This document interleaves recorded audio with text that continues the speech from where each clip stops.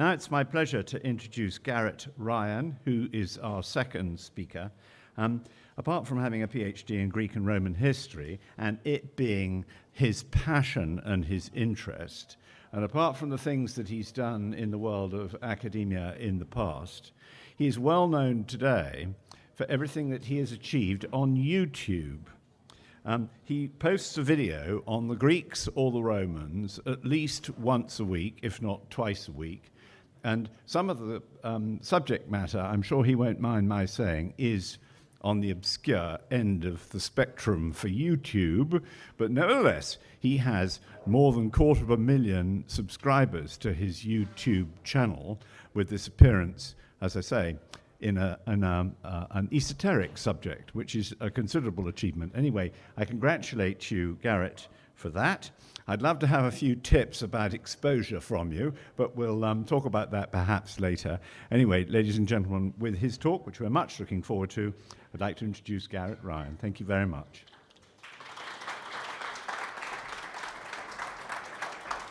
Good evening. Thank you first to Timeline for inviting me out here and for importing me from Chicago for the occasion. So deeply appreciated. As a small token of that appreciation, I'll keep this short and sweet. So my topic, nightlife in ancient Rome. Now, for most Romans, the waking day effectively began and ended with the sunlight, starting at dawn, ending at dusk. With no strong artificial light, it's hard to work after dark. And with no streetlights, it's dangerous to venture out after dark. So, for most Romans, they venture only to the local bar after dark. Now, when I say bar, I mean one of the establishments the Romans called, more or less interchangeably, Caupona, Popina, or Taberna, rather familiarly. They looked more or less like this, typically. They had a bar, often marble-topped, as in this case, with earthenware vessels embedded in them for foodstuffs, usually dry, things like lentils, chickpeas. And around it, a space for customers to order and sit. Whatever they were called, there were lots of these things. The estimate from Pompeii is there was one bar for every 100 people, give or take. And we think that in Rome it's a similar density, so lots of bars. The reason there are so many is bars are a necessity in Rome, because most Romans live in places like this, in insulae, apartment blocks. Now, there are nice apartment blocks, usually on the first story, where they have access to things like plumbing in some cases. But most apartments are not nice. Those in the top 4 or 5 stories are often only 2 or 3 rooms, squalid little tenements, really, which do not have kitchens or anything like kitchens. So if you want a hot meal, you go to the local bar. Now, many local bars are just fast food establishments, basically. They have a pickup window, you go up, get your chickpeas, walk away, everyone's happy. But some are true restaurants with spaces for wooden tables, or in this case, this is from the Praedia of Julia Felix in Pompeii, actual stalls where you lay out, as an elite would, around the triclinium and order your food. Now, we think in most cases, though, the food is pretty basic. Maybe chicken, but mostly not meat. Like I said, things like chickpeas, lentils, things that can be stored easily and heat up quickly. It was at least cheap, whatever the quality of the food. We have this wonderful sign from Herculaneum giving the prices of wine. There's an even better sign from Pompeii that reads, you drink here 1 flagon of wine for 1 ass. It's a small bronze coin. Good wine for 2. Or Falernian, the Falernian of Horace, the good stuff, for 4.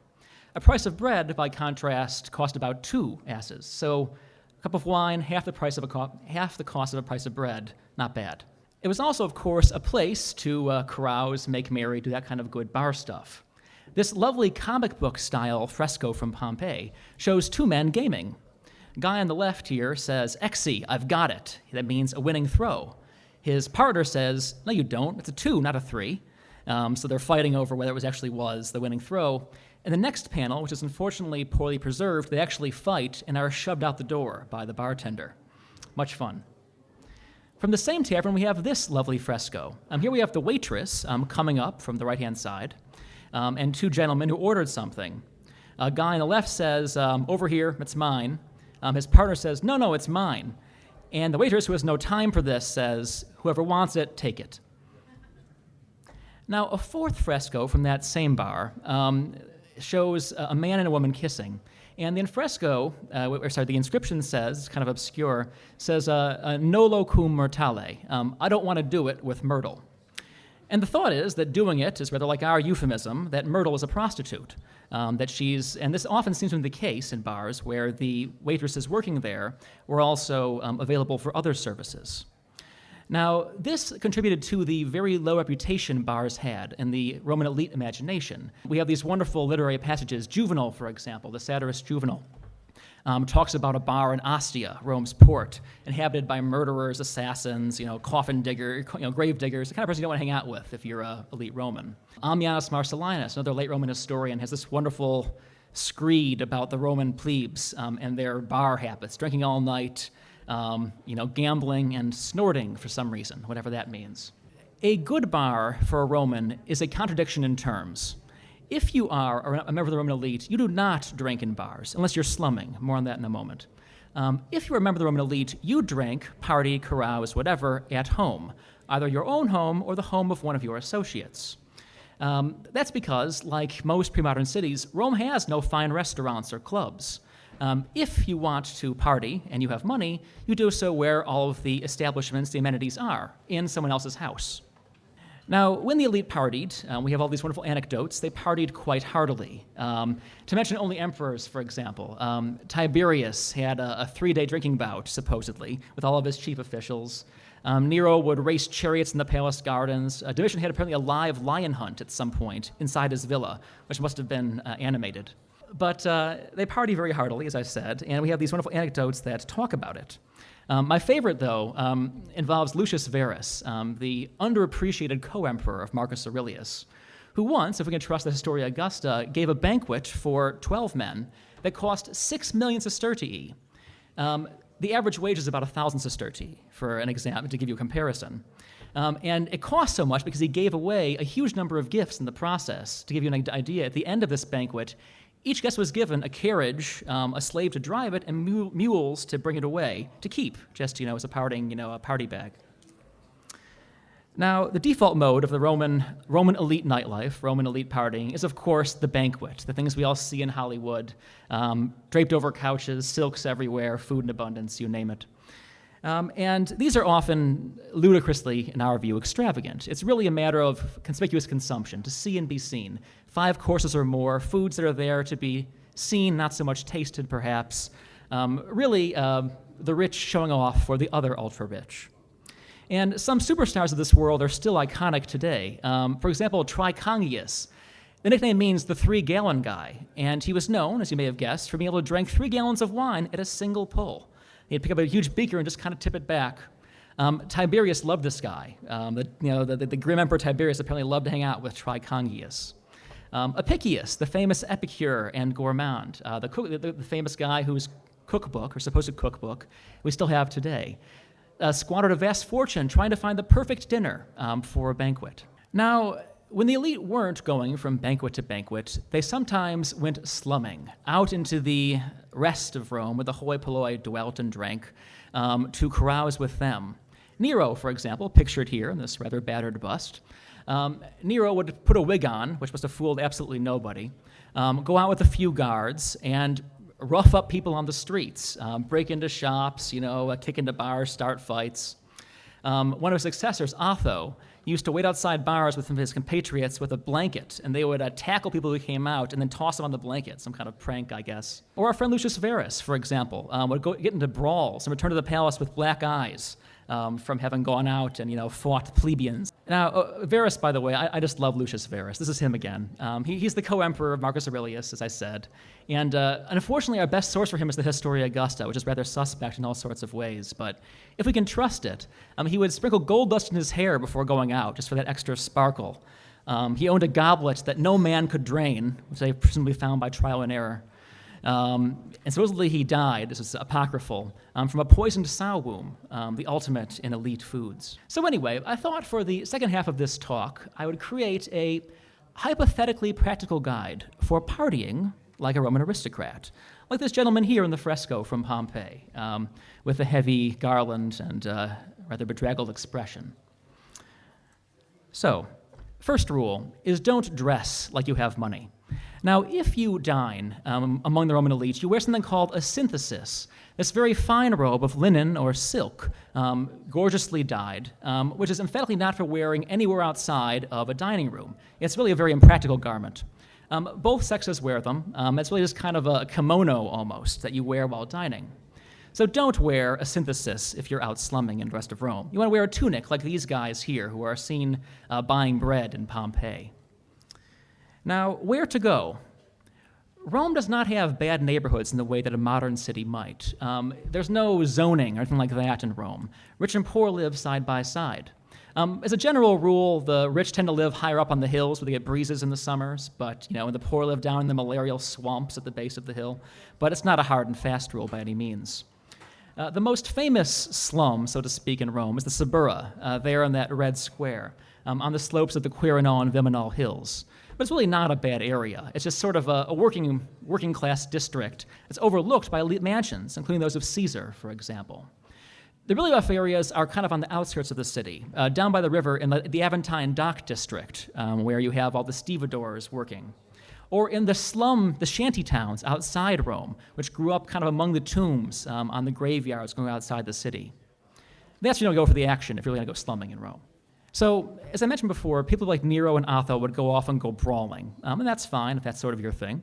But often they would do things like go to gamble in bars, because Romans are often gambling. So now, gambling for the Romans is much like modern gambling. It involves typically dice or knuckle bones cast. A winning throw is the famous Venus throw, with every die showing a different face, 1, 2, 3, 4, that sort of thing. There are all kinds of games I won't go into here. There's even a kind of primitive slot machine, believe it or not. These terracotta things, they drop balls into them, and you pick the color of the ball. And so we think that gambling is something you do if you're out and about slumming in Rome. And of course, here's some wonderful dice. Actually, I believe the things being auctioned at this auction, there's some wonderful Roman dice you might want to check out. Often they're ivory or bone, as these examples are. Just like ours, the same design. Now, the police will not be a problem for you when slumming, because Rome does not really have true police. There are the vigiles, the night watchmen, who are really there to spot fires, because Rome has a terrible fire problem. Despite all of those stone and marble buildings, the upper floors of all those insulae, those 45,000 insulae in Rome, are usually things like wood and stucco, which tend to catch fire with alarming speed. And on a warm summer night, Rome can burn very, very rapidly. So the vigiles, Rome's police, are there just to watch for fires, not for rich kids out having a good time on the town. The people to watch out for are the praetorians, really, the emperor's private guard. Unless you're by the Palatine or on the approaches to the Great Praetorian Camp, this shouldn't be a problem for you. Now, of course, slumming is the aberration, the exception to the rule. If you have money in Rome, when you party, your nightlife is spent mostly in villas, these sumptuous townhouses perched on Rome's hills or out in the suburban villa districts along the highways within a day's drive. We have these wonderful frescoes, like this one from Pompeii, which show the grand sweeping colonnades of these townhomes. Considering how expensive land was in Rome, owning this kind of place is an achievement. Another wonderful 19th century painting of this sort of thing. Now, the centerpiece, of course, of any Roman party, any Roman carousing, is the banquet, the things that are so beloved of our Hollywood productions. A banquet's a good structure for an evening. It lasts often for hours. You begin around the 9th hour of the day, late afternoon, and can go all night sometimes, with course after course, alternating with fine wines from all over the empire, and entertainments that range, as we'll see, from striptease to poetry readings. Now, these banquets, as I said, the centerpiece is food, but you're really there to impress your guests and only incidentally to feed them, I would say. It's not often very good food, but it's usually impressive food, expensive food. So, a very rough guide if you care to host your own Roman banquet and want to make it authentic for some insane reason. Now, the classics for the appetizer course are eggs, olives, and salad. Here we have a nice little display of some eggs and some thrushes, I believe, hung up. This is kind of just the palate cleanser, then to get started for all of the extravagance that follows. Now, birds. The Romans loved various kinds of birds, like the flamingo, trussed up very nicely here. There are farms dedicated to raising pheasants because they're so treasured by Roman diners that serve the Roman market. Pheasants, peacock. Peacock tastes terrible, but looks really good on a plate, so they like to feature it all the time. Things like eagle. During the games, they use arena meat sometimes, so ostriches will appear. They'll bring in half an ostrich carcass and truss it up for an elite banquet. They love birds' heads, like thrush heads. They'll candy them up. And, of course, flamingo tongues. They look very good in a silver platter, apparently. They glisten very nicely. And so flamingo tongues are a great favorite at these banquets. Sea life, can't forget that. The delicacy used to be sea bass from the Tiber. But the Tiber became so polluted, they stopped eating those sea bass with excellent reason, because that's the excrement of 1 million people in that river, so don't want to eat the fish. And so they scour the seas around. There are fish farms around Naples that serve only the Roman market and the villas around Naples, raising things, you name it, shrimps, lobsters. Actually, one thing that evolves, they begin bringing in giant clams from the Indian Ocean and pouring them thousands of miles in the holds of ships that come in Alexandria on the spice trade from India, and bring those live at a huge expense to Roman banquets because they're exotic and different. So again, it's not so much about the taste, it's making a show of the food that you're giving at your banquet. And of course, the meat courses, this wonderful pig over the mushrooms. We hear about things like the Trojan pig, where its entrails are replaced by tide sausages, and they, cut it open to grand effect. Trimalchio's banquet, all that good stuff. We hear about that they loved things like sow udders and wine sauce. It sounds ludicrously rich, but they loved that. And of course, sawum, the one that supposedly killed our friend Verus. Dessert is relatively restrained. We have these wonderful, this is called an unswept floor mosaic. This one's in the Vatican museums, which shows the remains of a banquet, all the debris of the food. Usually desserts are just, a modest thing, like a man-shaped cake or something, keep it low-key. Now, wine, of course. Let's not forget the wine. That doesn't look very good right now, but this is our last unopened bottle of wine, the Speyer wine bottle. It dates to about 400 AD, give or take, found in a tomb in Germany.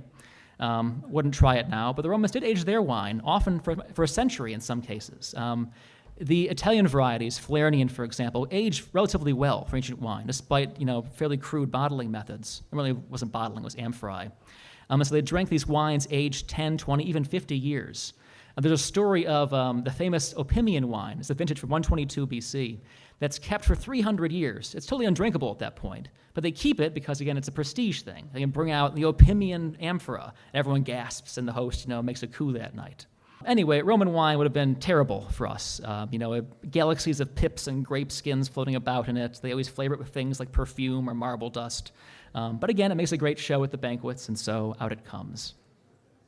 Entertainment. Now, as I mentioned before, there's a huge range of things. Some people keep it highbrow, poetry readings, bring in a philosopher to debate with people, stage debates over philosophical questions, for example, like Plutarch's Dinner Talk. It's an endless list of dinner questions. Or if you really just like your guests, read your own poetry ad nauseum. Of course, most hosts, if they know their audience, go for the lower brow route, and do things like acrobats, like this wonderful troupe here. Here we have a semi-nude dancer in between two acrobats who are about to leap over with this flutist accompanying them. There were comedians. Tiberius owned a slave who specialized in impressions of Roman elites, who would follow senators around impersonating them, which they must have loved, but the emperor got a kick out of it, so, he stayed. Anything you can imagine, really, that would keep guests entertained. Of course, they gamble as well.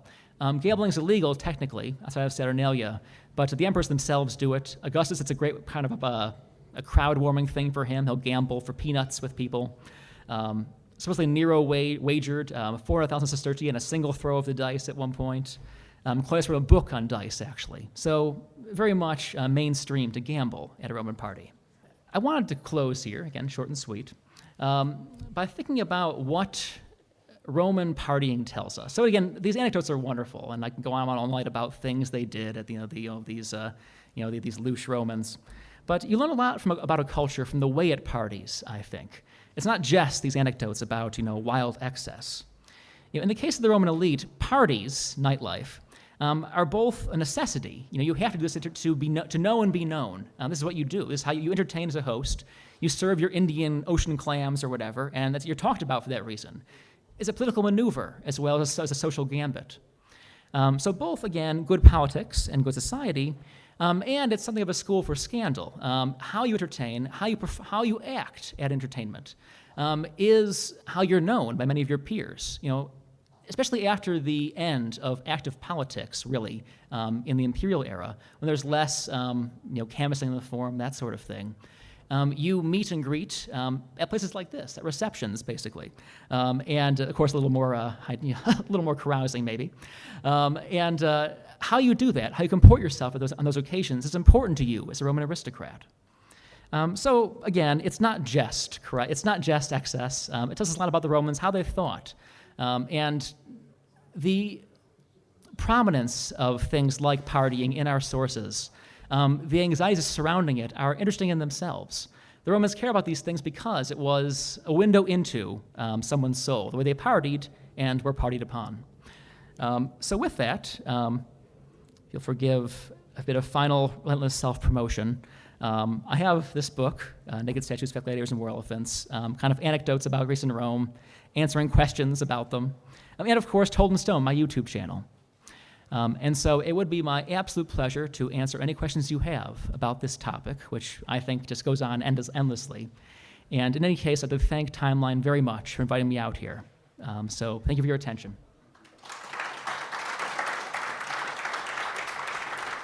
Thank you very much, Garrett. That was absolutely riveting. I can quite see how 250,000 people twice a week tune in and pick up further pearls of wisdom.